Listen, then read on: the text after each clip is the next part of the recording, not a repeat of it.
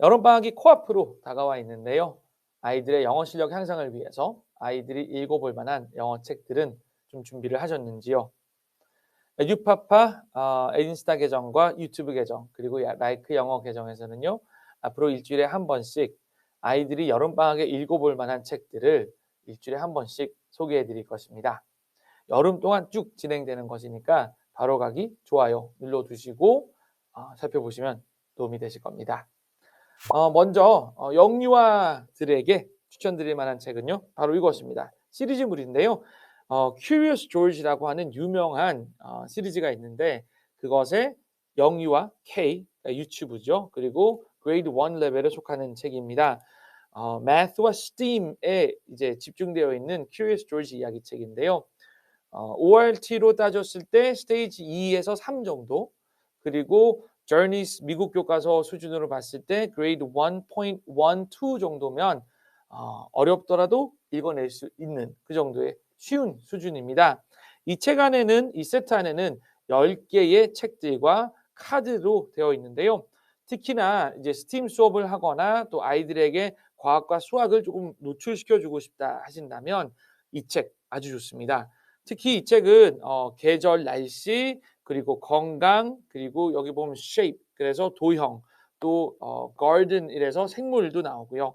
다양한 주제들이 있고 또 책 뒤편에 이렇게 이 책에 나오는 어려운 단어들도 나와 있고 또 아이들에게 설명해 줄 수 있는 이런 과학에 대한 이야기들도 담겨 있습니다. 그래서 영유아들에게 쉬운 책, 그러니까 ORT처럼 따라 읽을 수 있는 책이 있다면 요렇게 아이들이 묵독하더라도 또 소리내어 읽더라도 아이가 읽기에 집중하고 내용을 파악할 수 있는 책을 마련해 주시면 상당히 도움이 되리라 생각하고요. 10권이나 되니까 일주일에 한두 권씩 해서 여름 동안 4-5주 동안 읽기에 아주 좋은 책이고요. 또 읽은 내용을 바탕으로 영어 일기 쓰기도 상당히 좋겠습니다. 그래서 영어 읽기를 이제 갓 들어온 단계라면 Curious George의 이 Math, Science 책 시리즈 추천드리고요. 그리고 이제 읽기가 조금 무르익었다라고 한다면 그러니까 ORT로 레벨 3, 4, 그러니까 스테이지 3, 4 정도나 아니면 그 Journeys의 1.23 정도 되었다라고 한다면 Elephant and Piggy 너무나 유명한 책이죠. Elephant Piggy 추천드립니다. Elephant Piggy도 좋고 또 아이들 요 시기에 많이 읽는 Fly Guy도 좋은데요.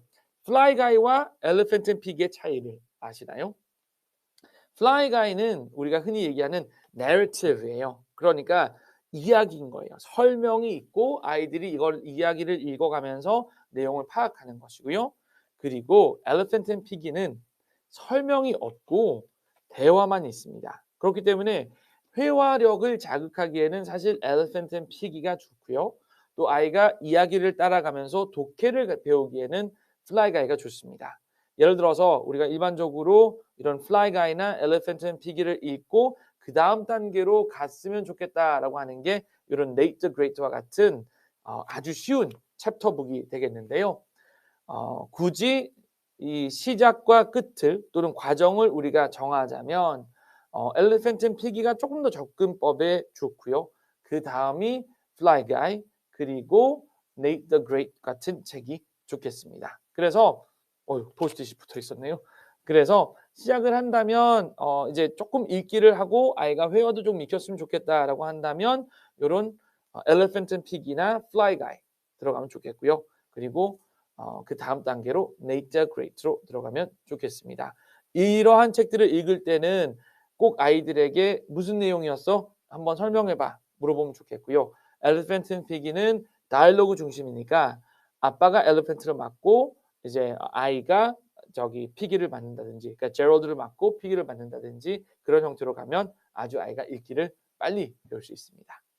자, 그러면 이제 레벨이 조금 올라가서 우리 아이가 이제 뭐 ORT 스테이지 5 이상으로 갔다. 또는 이제 아이가 저리수로 했을 때 한 1.45로 갔다라고 했을 때는 그때부터는 아까 소개해 드렸던 그런 네이터 그레이트도 괜찮겠고요. 또는 저니스 같은 경우에 1 학년 책을 하는 과정에는 계속해서 플라이 가이와 엘리펀트 앤 피기 정도에 집중을 해도 괜찮습니다. 하지만 수준이 조금 올라갔다라고 한다면 요런 닥터 수스 책들 소개해 드립니다.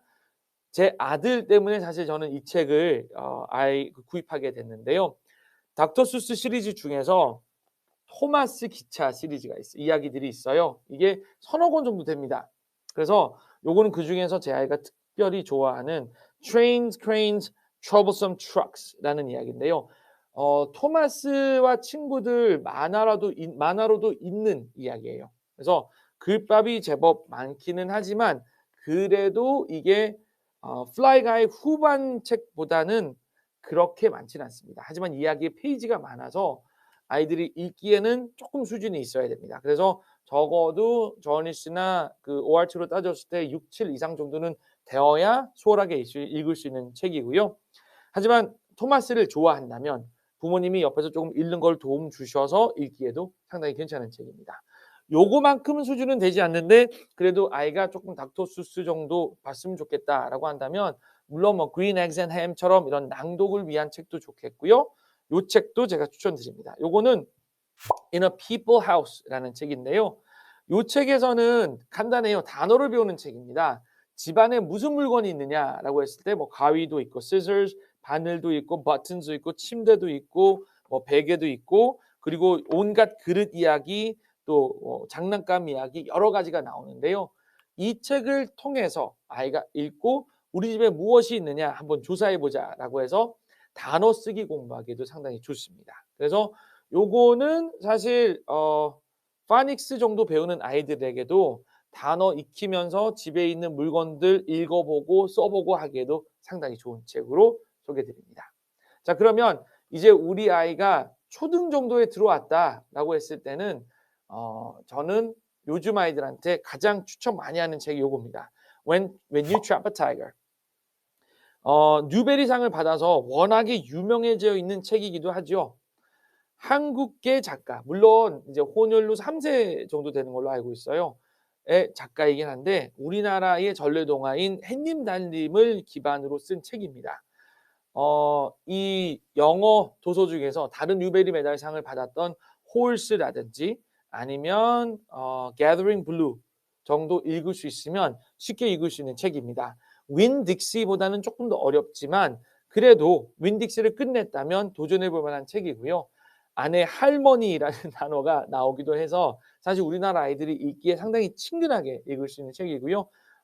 한국 문화가 녹아있는 책이라 아이들이 그렇게 어렵지 않게 읽을 수 있는 책이고 우리나라 이 핏줄이 쓴 책이라 해서 사실 인터넷에 자료들도 굉장히 많으니까 찾아보시고 또 읽어보시고 부모님께서도 배경 지식 쌓아서 가르치기에 좋은 책입니다.